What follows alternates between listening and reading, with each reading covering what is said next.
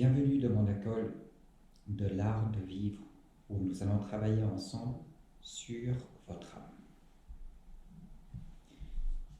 Alors, c'est la troisième leçon que je vais vous lire. Je suis en train de chercher le début, je pensais que je l'avais. Voilà, troisième leçon.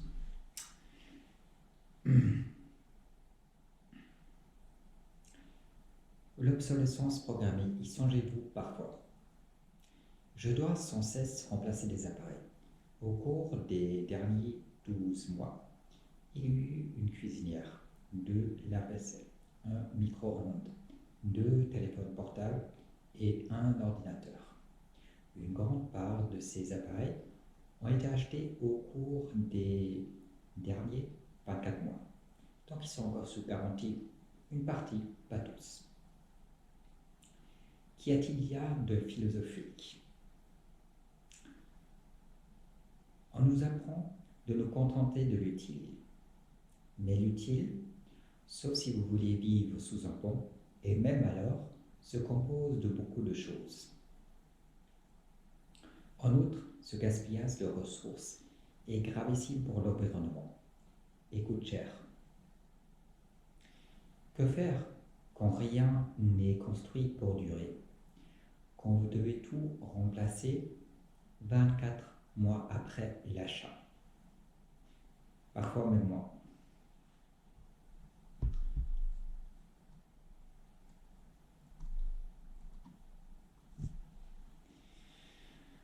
Sous une économie de ressources, les choses sont construites pour résister le plus longtemps possible. Et quand on les remplace, elles sont toujours intégralement recyclées. De nos jours, nous avons des déchetteries, des montagnes où nous jetons les objets les uns sur les autres. Peu de choses sont entièrement recyclées et se retrouvent par conséquence dans la nature, dégradant l'environnement en le polluant. Mais que faire?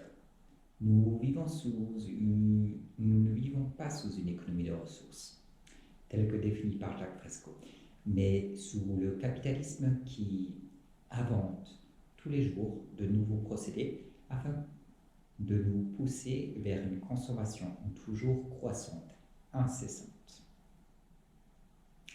Beaucoup d'hommes ne sont plus sexuellement actifs, mais ils consomment toujours. On nous a appris que le plaisir réside dans la consommation. L'effet pervers psychologique de notre société. La psychologie pervers qui met en œuvre de nos jours. Il faut que je fasse attention parce que j'ai perdu le passage. J'étais en train de lire. Voilà. En plus, je vais tenter de ne pas faire trop de parenthèses, comme j'appelle cela, trop de glosses, parce que, comme vous le voyez, je suis dans le même endroit, et dans quelques minutes, je crains que le videur, la sécurité, on recommence à appuyer sur le bouton. C'est pas que je crains, je sais qu'ils vont le faire. Donc je voudrais vous lire le texte avant qu'ils commencent à appuyer sur le bouton. Ainsi, revenons à nos affaires. Alors que faire? Il n'y a pas de solution parfaite, car vous ne pouvez changer de paradigme. Il s'impose à vous comme à moi. Sous notre système, sauf si vous souhaitez renoncer à un téléphone portable, à un ordinateur, à un lave-vaisselle, à une machine à laver, il faut remplacer celles qui sont défectueuses. Alors, bon, c'est pas important, mais j'ai rajouté ici la machine à laver. Je ne l'ai pas mis en haut parce que ce n'était pas un de mes appareils. La machine à laver, dans le bâtiment où je vis, est en commun. Les locataires se la partagent. Donc, ça, c'était pas moi, mais elle également, il fallait la remplacer. Donc, vous voyez, que ce soit moi ou des entreprises un peu plus professionnelles qui achètent des objets, c'est la même chose. De partout, il y a De partout, il y a la décadence, de partout, il y a l'obsolescence programmée. Et tout se casse incessamment. Et il faut toujours tout remplacer.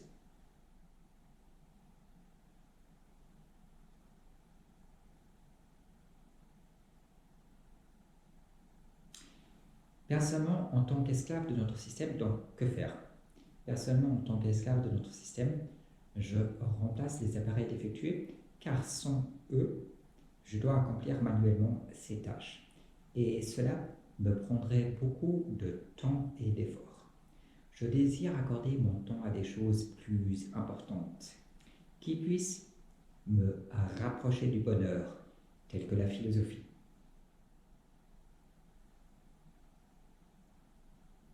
Si c'est votre première expérience avec la philosophie, ça c'est de la philosophie, ce dont je vous parle. Alors vous allez me citer un tel ou un tel auteur, peut-être, moderne, qui patauge dans l'horreur et qui raconte des choses différentes. S'il y a quelque chose d'utile chez eux, ce dont je doute, je ne vais pas lire une œuvre de 800 pages pour y trouver une phrase d'utile. Mais s'il y a quelque chose d'utile chez ces gens-là, quelque chose d'intéressant, j'en doute sincèrement parce que tout ce qu'ils vont produire sera... Bon, ça va introduire la suite de mon texte sera du bobo-gauchisme ou de l'épicurianisme ou des choses encore pires que ça. Enfin, pire que le bobo-gauchisme, je ne trouvais pas, mais vous avez compris l'idée. Donc, si vous trouvez quelque chose d'intéressant, faites-le moi savoir, mais j'en doute. Il y a toujours, pour ceux qui veulent m'insulter, je mets mon adresse mail dans les vidéos, donc vous pouvez m'insulter à envie. Enfin, insulter, je dis, si vous voulez. J'espère également avoir affaire à des gens sérieux et qui font autre chose que d'insulter des gens comme moi qui se donnent de la peine afin de créer pour eux des vidéos. Si vous n'aimez pas, vous allez faire autre chose, franchement. Si vous n'aimez pas, où est le problème? Vous n'aimez pas mon discours, c'est pas le truc bobo-gauchiste qui vous fait tellement plaisir, ben, c'est pas grave. Il y a des centaines, il y a des milliards d'êtres humains, juste comme vous, de nos jours. Okay, vous vous tournez vers eux. Là, j'ai déjà introduit la suite de mon texte. Enfin. Mais si je fais que lire le texte, c'est pas très intéressant pour vous parce que vous pouvez le lire vous-même, ce qui est peut-être mieux que de m'entendre vous le lire. Donc, je crois que c'est intéressant que de temps en temps je fasse une goulosse et je rajoute quelque chose qui n'est pas inscrit dans mon texte. Si je ne fais que lire ce que j'ai écrit, c'est un peu monotone. Enfin, pas monotone, mais c'est un peu dommage parce que cette vidéo, elle me permet de faire plus que ça. Enfin, revenons à mon texte. Donc, si je ne me trompe pas, j'en suis au passage suivant. Je vais juste contrôler que ce soit à peu près ça. Oui, des choses qui me rapprochent du bonheur, telles que la philosophie. C'est sur ces propos-là que nous avons arrêté avant que je n'ai entamé ma parenthèse. Et à présent, je vais vous lire, faire la lecture de suite du texte. Je vais lire la suite. Quoi, ne peux-tu pas être un philosophe en lavant tes chemises dans une rivière? Vous le pouvez. Mais si vous le faites où j'habite, on vous condamne à l'amende ou à la prison. Là où moi j'habite, vous avez des problèmes quand vous croisez la rue. Je promets que vous n'allez pas laver vos chemises. Vous n'allez pas laver vos chemises dans une rivière. Hein. Chez vous, peut-être que vous avez cette liberté et ce loisir. Ce qui est, en plus, je pense que c'est mauvais pour le gouvernement. Mais chez moi, vous ne faites pas ça. Chez vous, peut-être qu'il y a le loisir, mais chez moi, je peux vous garantir que vous ne faites pas ça. Sauf si vous avez envie de... Quand vous arrêtez, vous ne faites pas ça. Pas chez moi. Bonne chance à faire un tour en ville sans vous faire insulter et vous faire klaxonner. Pour aller laver vos chemises dans nos rivières, aucune chance. Par contre, j'ai des bonnes nouvelles pour vous. Si vous avez envie comme ça... non, je veux dire, si vous avez envie d'un acte sexuel au coin de la rue, ça va. Ça, c'est progressiste, ça passera. Ça passera surtout si c'est LGBTQ+. Alors là, c'est certain que ça va très très très bien. Pour le reste, je ne sais pas trop. Mais ça, c'est bon. Tout le monde approuvera.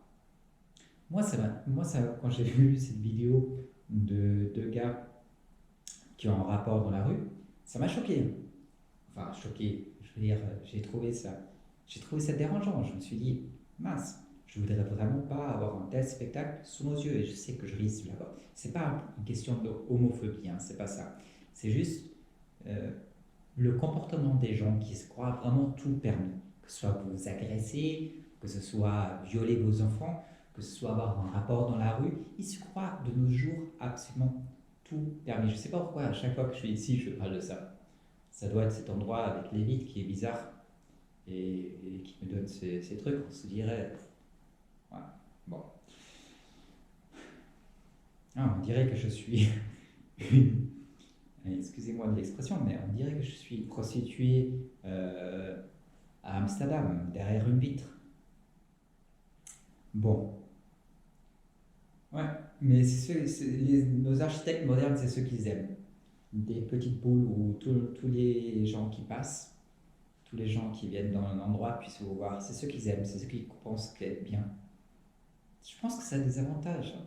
Surtout pour des gens qui ont envie de laisser libre cours à leurs bas instincts. Ça doit être super. Ici, tout le monde peut vous voir. Je comprends que nos architectes aiment bien ça. Allez, je rigole. Je ne sais pas pourquoi je vous parle de ça, ça m'intéresse pas. C'est de mon texte que je voudrais vous parler. Donc pourquoi est-ce que je fais cette parenthèse?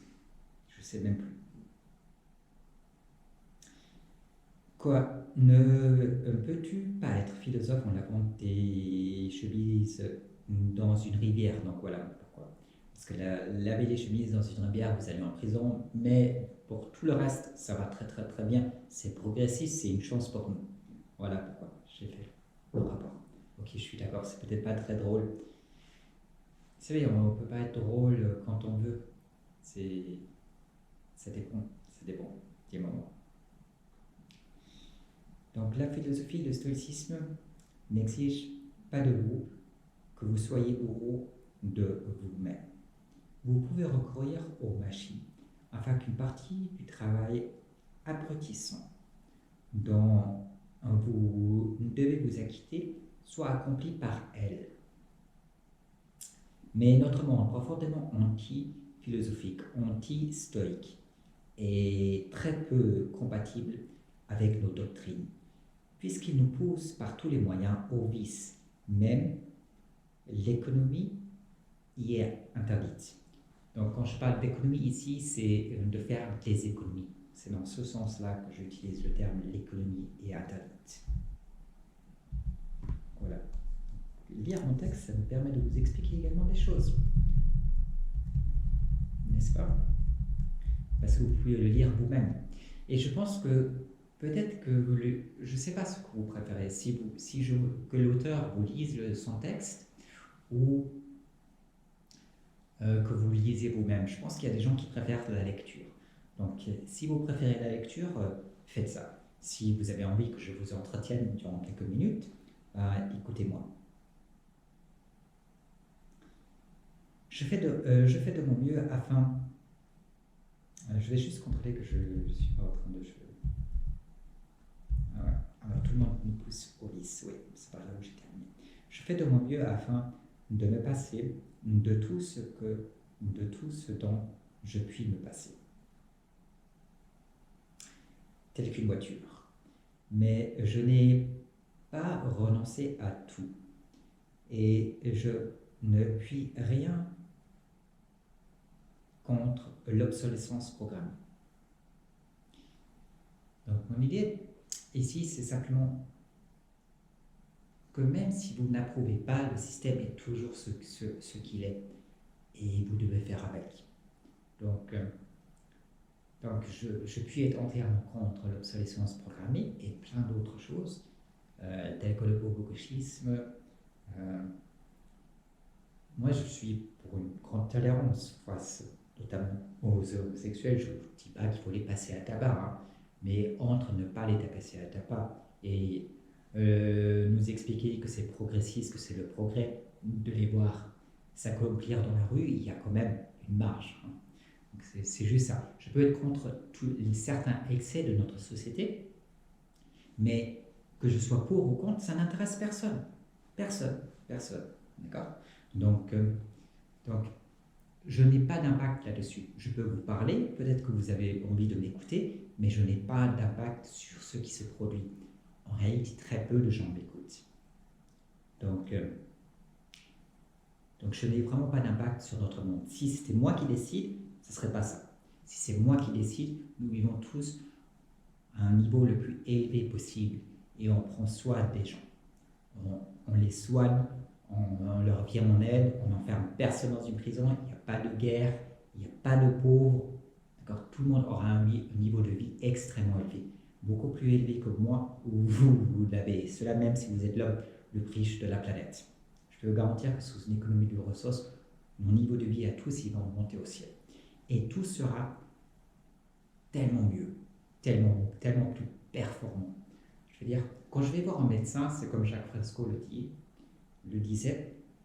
Il disait, je ne sais pas si mon foie doit sortir ou s'il a envie de s'acheter un bateau, de se repeindre son bateau. Moi, c'est pareil. À chaque fois que j'ai un problème de santé, je ne sais pas si le médecin il me prescrit ça parce qu'il a envie de gagner un peu d'argent, donc c'est un petit billet, ou si j'ai réellement besoin de l'intervention. Je pose à chaque fois la question, tout comme lui. Et pour le reste, c'est pareil, notre système est tout simplement malsain. Sous une économie de ressources, le niveau d'éducation auquel vous allez avoir accès sera extrêmement élevé, ce sera de la qualité. Ça vous permettra d'étudier au cours de toute votre vie et il n'y aura jamais d'étiquette, il n'y aura jamais de prix. Je veux dire, moi je connais plein de gens qui ne peuvent pas payer les études à leurs enfants, etc. Est-ce que c'est normal? Pour vous, c'est normal. Pour moi, c'est pas normal. D'accord? Et venez pas me dire une bourse et le reste du tralala. Je sais de quoi je parle, j'avais une bourse lorsque je fis des études. Hein. Ben, c'est pas l'histoire que vous imaginez.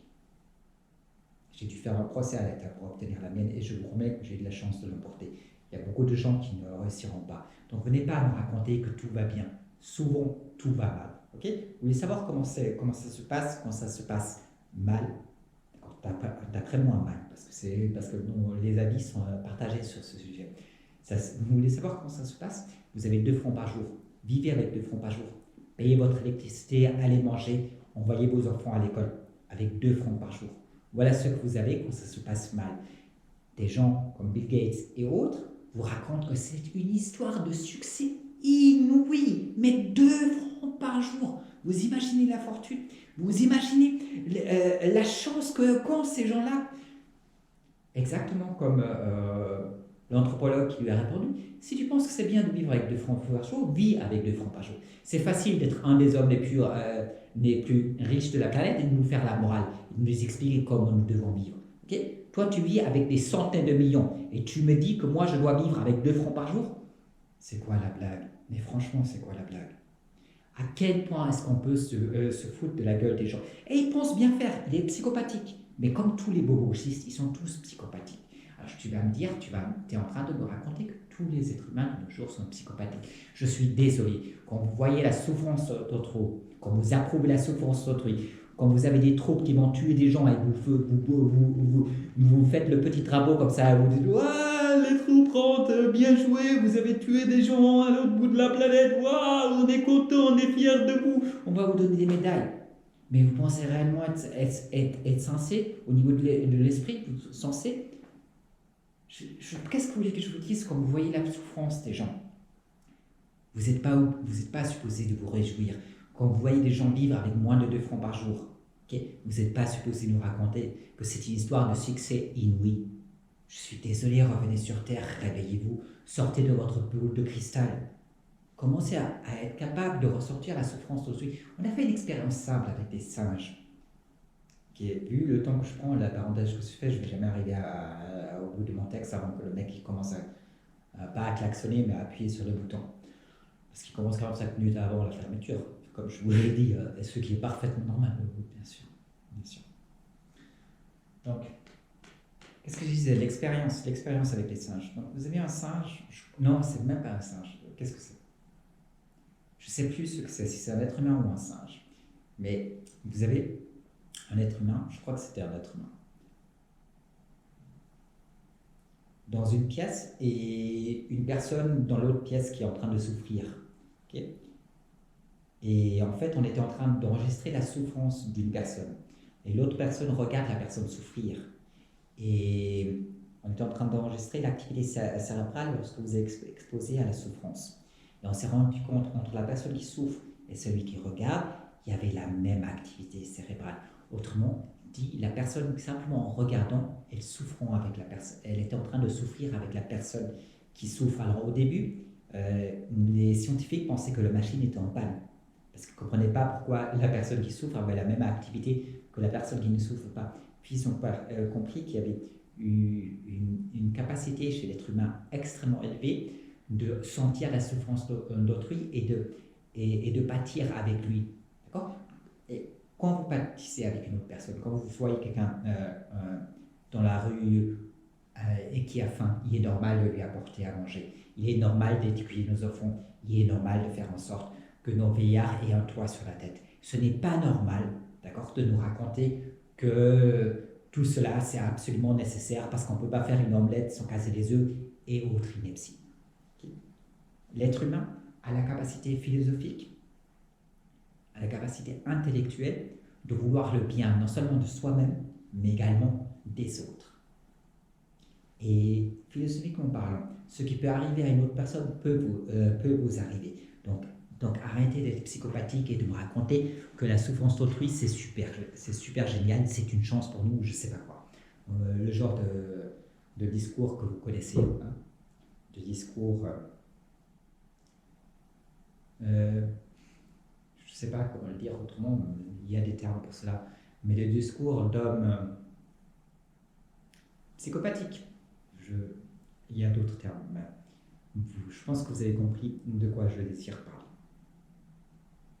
Donc après cette énorme parenthèse, je vais revenir à mon texte. J'espère que vous n'avez pas perdu le fil. Puisqu'il pousse par tous les moyens au vice, même l'économie y est interdite. Donc vous n'avez même pas le droit de faire des économies dans notre système.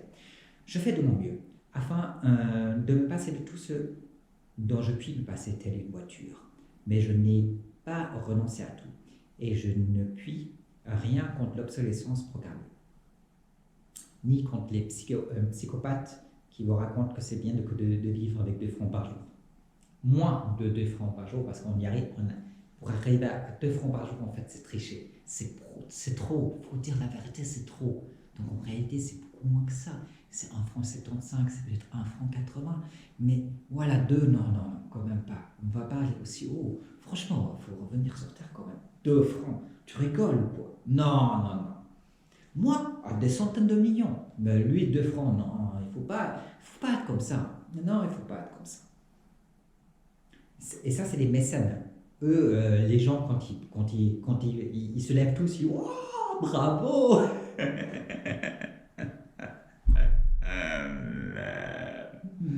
Un autre monde est énorme. Ce que vous voyez de nos jours, ça, je veux dire, ça dépasse tout ce qui est humainement possible de concevoir. Votre esprit, l'esprit le plus pervers, le plus malsain ne pourrait pas concevoir de telles absurdités, de telles inepties. Et je suis gentil, hein. Je parle de quelqu'un qui est encore normal. Hein, je veux dire, Bill Gates, c'est un mec à peu près, je ne dis pas à 100%, hein. Il paraît qu'il est mêlé à plein d'affaires louches, ou j'ai entendu parler de pédophilie qu'on lui reproche, et à d'autres, affaire d'Epstein et on ne sait pas quoi. Mais bon, que ce soit vrai ou non, j'en sais rien. Donc accordons-lui la présomption d'innocence. Ses propos avec 2 francs par jour, c'est la vérité. Okay. Mais bon, je pense que vous avez compris où je veux en venir. Moi, je trouve choquant le monde dans lequel nous vivons. Et peut-être que c'est parce que je suis ici dans une ville, dans une pièce en verre, que j'ai l'impression que le monde est plus bizarre qu'ailleurs. Parce que mon texte, en réalité, il ne parle pas de tous ces excès. Donc je ne sais pas pourquoi je parle de ces excès à chaque fois que je suis ici. Je crois que ça doit être lié à l'endroit. Enfin, je vais essayer les prochaines fois de ne pas vous parler des excès trop gravissimes, mais de rester un peu plus proche de mon texte.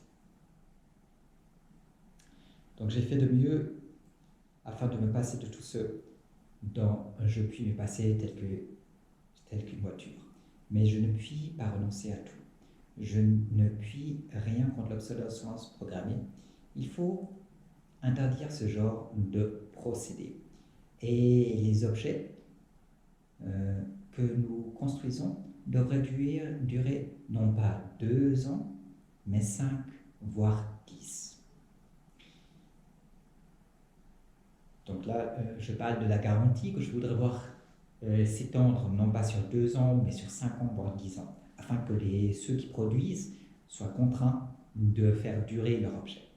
Et s'ils ne le font pas, qu'ils le remplacent durant les premiers 5 ans ou les premières 10 ans. Facilement, on peut les contraindre à faire en sorte que les objets marchent durant 10 ans. Il y a des objets dont le cycle de vie peut être plus d'1 siècle de nos jours. Ils ne sont pas fréquents.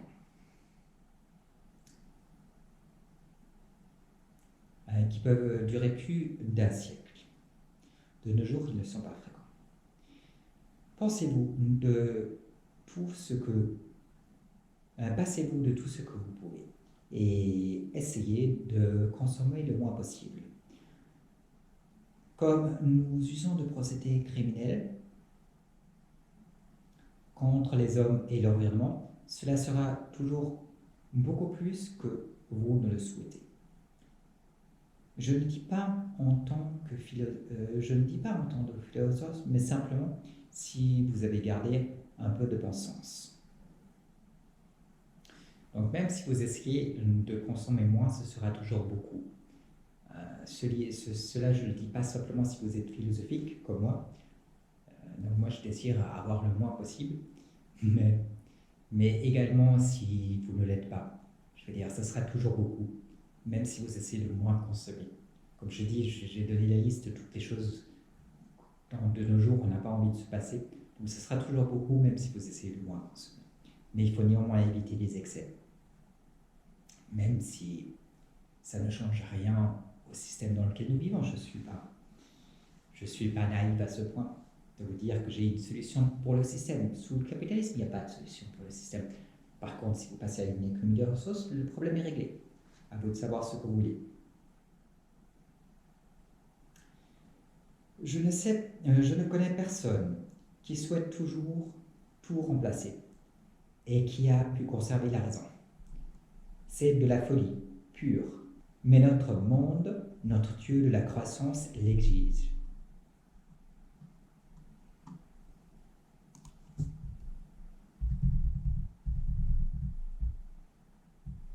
Okay.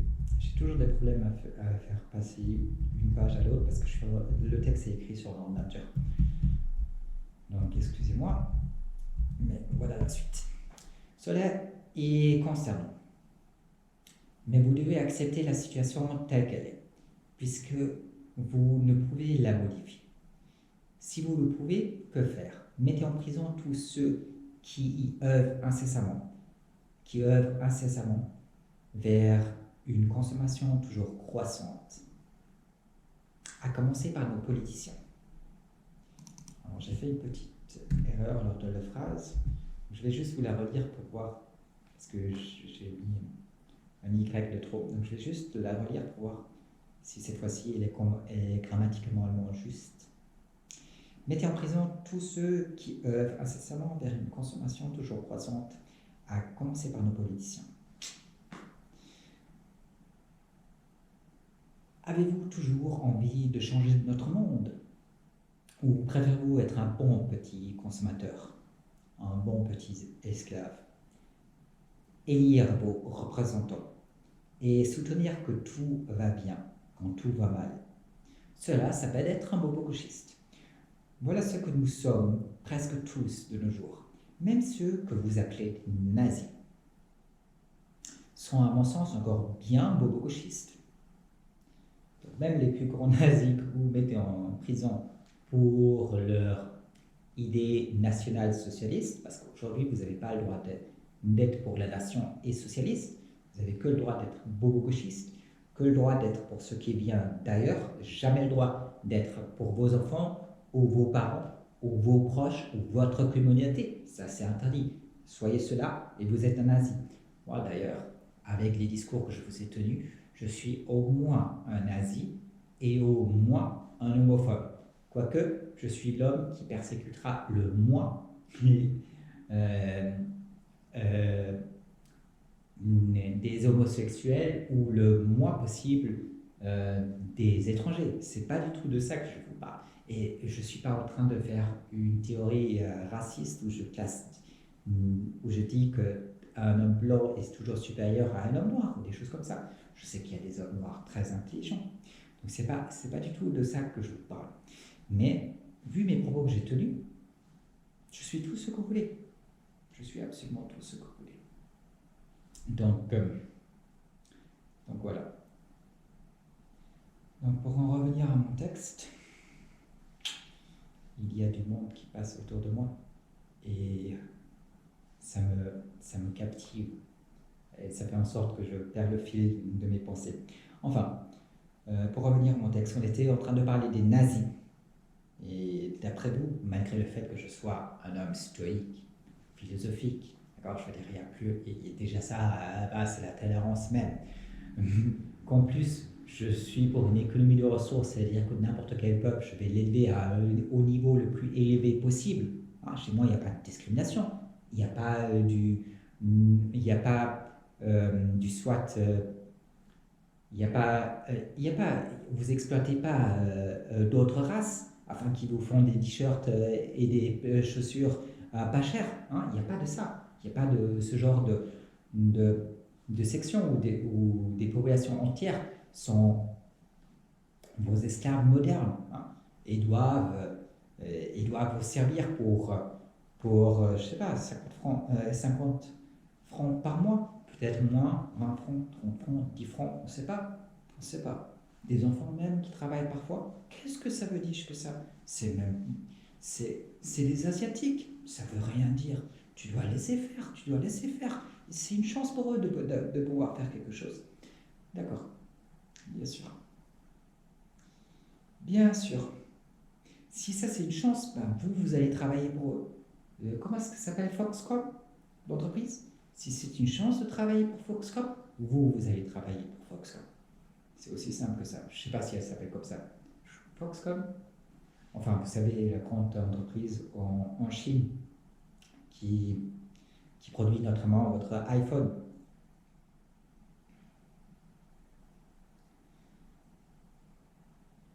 Donc, même ceux que vous appelez des nazis sont, à mon sens, encore bien bobogistes.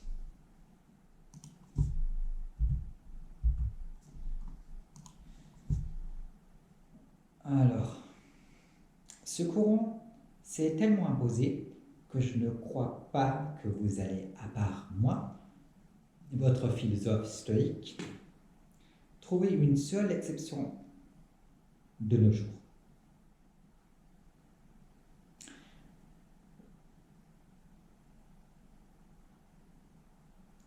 Je crois fermement que nous devons peser les suffrages, non pas les compter. Mais combien d'hommes de nos jours partagent mon point de vue sur ce sujet-là et sur les autres? Pensez-vous,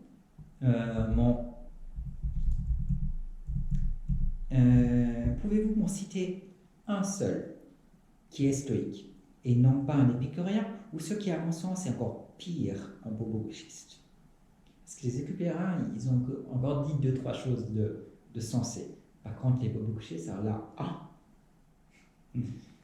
alors là, bonne chance à vous si vous trouvez quoi que ce soit qui soit compatible avec une raison quelconque. C'est compatible avec leur raison, mais ils sont dans leur folie. Je veux dire, ils sont dans leur psychose. C'est pas compatible avec quoi que ce soit de raisonner. C'est pas compatible avec quoi que ce soit que vous puissiez réellement défendre. Donnez n'importe quoi de ce que raconte n'importe lequel de vos politiciens. De préférence, prenez celui qui est au pouvoir de nos jours. Hein. Mais les autres, c'était pareil. Hollande, c'était pas mieux. D'accord, Sarkozy, c'était pas mieux. Ok. Mais vous prenez votre petit chouchou Macron. Ben, je veux dire, vous pouvez rien me citer qui tiennent à une analyse au niveau de la raison. C'est du n'importe quoi. C'est toujours la haine de l'homme blanc, c'est toujours la haine de la culture française, c'est toujours la haine des hétérosexuels. Lui-même, enfin, je ne vais pas aller dans les détails, mais je veux dire, lisez ce qu'on raconte sur lui sur Internet. Hein. Et je veux dire, si moi, vous me traitez d'un bisexuel ou d'un homosexuel, ça fera rire tout le monde. Mais chez lui, non, les accusations d'un coup sont très très sérieuses. Ça va prendre très au sérieux. Hein. Bon, qu'importe. Revenons vers mon texte. Donc de nos jours, tous sont progressistes. Vous voyez bien que de nos jours, cela est impossible. Vous trouvez, dans mon texte, c'est simplement que vous n'allez pas trouver, apparemment, votre humble serviteur, votre humble philosophe stoïque, apparemment, vous n'allez pas trouver qui que ce soit qui ne soit pas un gros bobo gauchiste. Et malheureusement, c'est vrai. Montrez-moi un seul. Je vais vous montrer à quel point il est bobo gauchiste. Après avoir entendu deux, trois de ces phrases. Ils sont tous bobo gauchistes de nos jours. Tous. Tous les œuvres que vous lisez sont celles d'hommes bobo gauchistes. D'accord? À la messe, c'est du bobo gauchisme, ce qu'on vous raconte. Ça n'a rien à voir avec du catholicisme. Ne tombez pas dans le panneau. C'est du bobo gauchisme. Bon, je veux dire, j'ai vraiment trop parlé du bobochisme, je me contrefiche du bobochisme. Ce que j'essaie de vous transmettre, c'est une vision du monde différente. Une vision du monde philosophique, une vision du monde stoïque. C'est si rare de nos jours que j'essaie de vous écarter de ces erreurs, de ces inepties, de ces grossièretés, de ces perversions ambiantes qui règnent. J'ai l'impression d'être un prêtre à l'église. Je ne suis pas un prêtre, je suis un philosophe. Okay. Et même si je suis très tolérant, je veux dire, moi je ne me suis pas fâché. L'autre soirée, j'étais en train de montrer le couple d'homosexuels qui a un rapport dans la rue à la table. Moi je disais, attention, âme sensible, vous allez être choqués. Les personnes en face de moi disaient, non, ça va, je ne suis pas choqué. Non, ça va très bien, ça va très bien. Alors ça ne me choque pas du tout. Qu'est-ce que vous voulez que je vous dise? Qu'est-ce que vous voulez que je vous dis, vous vous rendez compte si les enfants passent? Non, mais ça ne me choque pas du tout. Bon, vous voulez que je vous dise quoi? Et il y a vraiment eu... Les gens, ils ont été programmés autrement. Ah, c'est plus comme avant. Je suis désolé, c'est plus comme avant. Les choses ont changé. Ah, il y a toujours eu des homosexuels. Mais pas dans la rue, les gars. Pas dans la rue.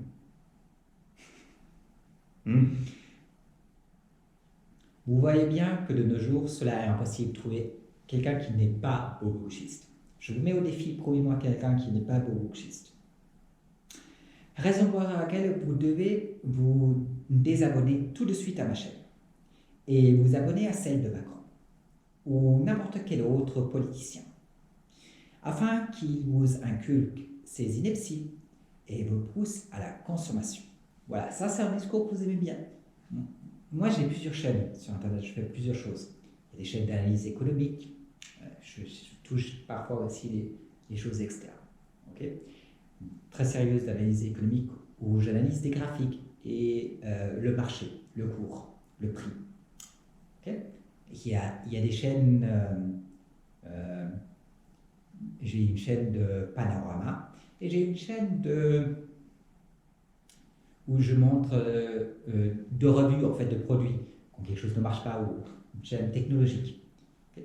Okay. Laquelle de mes chaînes? Est-ce que c'est la chaîne philosophique? Est-ce que c'est la chaîne vidéo panoramique, drone, ambiance, relaxation? Okay. Yoga, entre guillemets, c'est pas du yoga, mais vous avez compris l'idée. Est-ce que c'est la chaîne philosophique, panoramique ou d'analyse économique qui marche le mieux? Laquelle marche le mieux? Celle où je montre de produits. Pourquoi est-ce que la chaîne où je montre de produits marche le mieux? Parce que nous sommes tous, la plupart des gens sont consommateurs. La plupart des gens veulent voir des produits. La plupart des gens ont envie de sortir chez eux et faire un petit achat. Personne n'a envie de savoir ce qui se passe sur les marchés. Personne n'a envie d'entendre un discours philosophique. Tous ont envie de consommer. C'est ce qu'ils apprennent depuis qu'ils sont tout petits.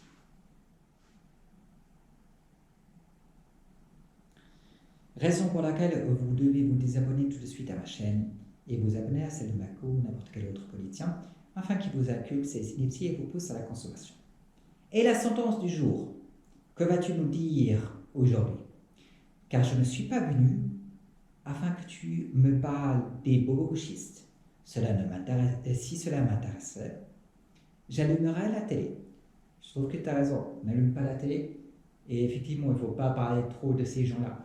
Si je vous en parle, c'est afin que vous vous reconnaissiez et afin que vous compreniez pourquoi le bobogauchisme ainsi que les épicuriens sont critiquables. D'accord? Les deuxièmes moins que les premiers. Quoique j'aurais dû le dire autrement parce que historiquement, les épicuriens ont précédé les bobogauchistes.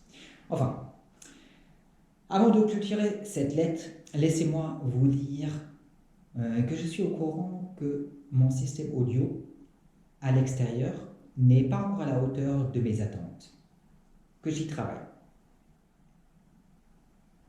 Je reçois demain un nouveau microphone et si Dieu le veut, le son sera le meilleur. Je parle de ce dernier, Dieu, car je ne sais pas si les techniciens ont fait le travail et si le produit que je vais recevoir répond à mon attente. En attendant, pour les premières vidéos, y compris celle-ci, vous devez augmenter le son lors du visionnage. Donc je suis au courant du problème et j'y travaille. Comme vous le savez, comme je viens de vous le dire, je reçois un micro demain et je vais probablement en acheter encore un autre. Et là déjà, j'utilise un deuxième micro également. Donc j'essaie tous les micros que j'ai, j'essaie toutes les solutions. Chez moi, il y a un gros microphone, vous savez, que les gens sur les bureaux ils ont, et c'est parfait. Mais à l'extérieur, je ne peux pas prendre un microphone de cette taille avec moi quand je vais à l'extérieur. D'accord? Donc je suis obligé de faire avec des microphones plus petits.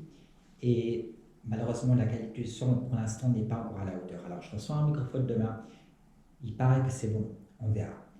Et de toute façon, même après avoir celui-là, je pense que je vais encore en acheter un autre. Donc, je suis ridicule. Je suis tout simplement ridicule parce que je vous explique qu'il ne faut pas trop consommer et je le pense. Mais néanmoins, quand vous faites des choses telles que des vlogs et telles que des interventions sur Internet, il faut que la qualité soit un minimum. Je veux dire, vous avez envie de m'entendre convenablement. Donc, je dois faire l'effort nécessaire afin de pouvoir vous produire des choses au niveau de la qualité qui soit le mieux possible. D'accord? Quoique j'essaie toujours de ne pas dépenser une fortune. Ce n'est pas de l'équipement professionnel. Hein. Et je n'ai pas une équipe de tournage autour de moi, ni qui rédige mes textes. Alors je ne le souhaite pas. Je souhaite que mes textes soient personnels et je ne veux pas d'équipe de tournage autour de moi. Déjà, des gens qui passent autour de moi, ça me suffit. Mais c'est simplement pour vous dire qu'il y a un minimum de choses. Je dois également porter une chemise, hein. Même si je suis philosophique, je ne vais pas me présenter à poil juste pour économiser, pour ne pas acheter une chemise. Donc il y a des choses qu'on est obligé de faire de nos jours. Moi, je voudrais bien qu'il n'y ait qu'un appareil qui fasse tout, mais tel que la caméra, mais ce n'est pas le cas. Donc il faut un système audio séparé de la caméra quand vous êtes dehors. Donc vous êtes obligé de faire avec. Vous êtes obligé d'acheter toutes ces choses-là pour pouvoir faire quelque chose de sérieux.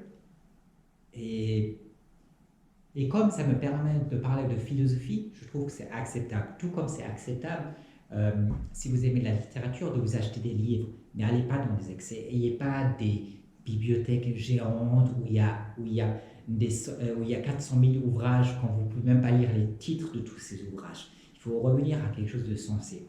Pour moi, d'avoir un microphone qui fonctionne, c'est quelque chose de sensé. D'en avoir 300, ce n'est pas sensé. Donc peut-être que si le microphone demain, il suffit, je ne vais pas en acheter un deuxième. Mais l'autre, il est différent. En fait, le microphone demain, il s'accroche à la caméra et l'autre que je vais acheter, ce sera un microphone où je peux me promener avec sans fil. Donc je crois que je vais quand même prendre le sans fil aussi. Enfin, on verra. On verra. Si je peux économiser sur ce deuxième microphone, je vais. Mais il faudrait déjà que le premier fonctionne. Bon. Moi qui viens d'avoir un discours qui se contredit un peu, en réalité, ça ne se contredit pas. Vous pouvez accepter certaines choses, mais il ne faut pas aller dans l'excès. La modération est un grand principe dans la philosophie. Et je vais conclure sur un discours encore plus viril et plus fort, et qui sera plus à même de vous aider. Le sujet même me fournira ma sentence du jour, qui aujourd'hui vient de votre hôte, Valerius Aetius Livianus, moi-même.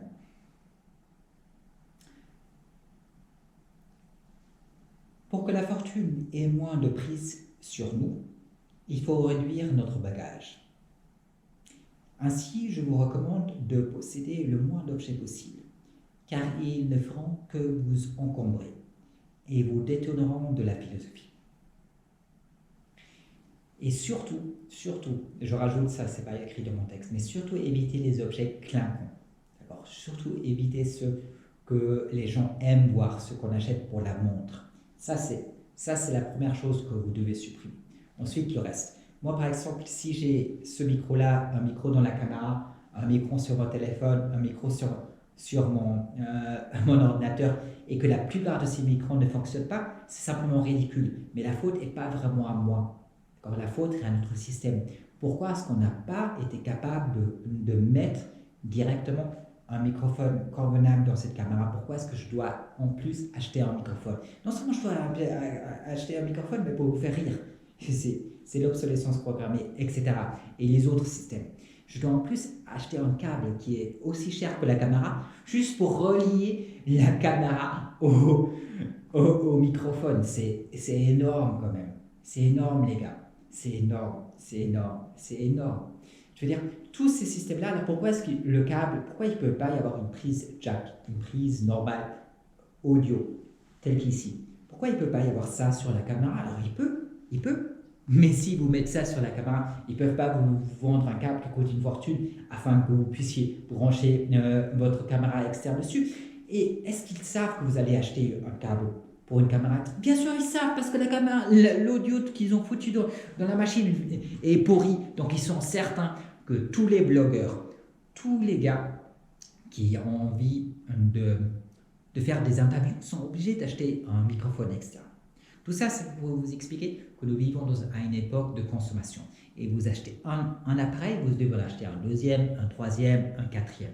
Tout cela simplement afin de faire fonctionner la machine économique.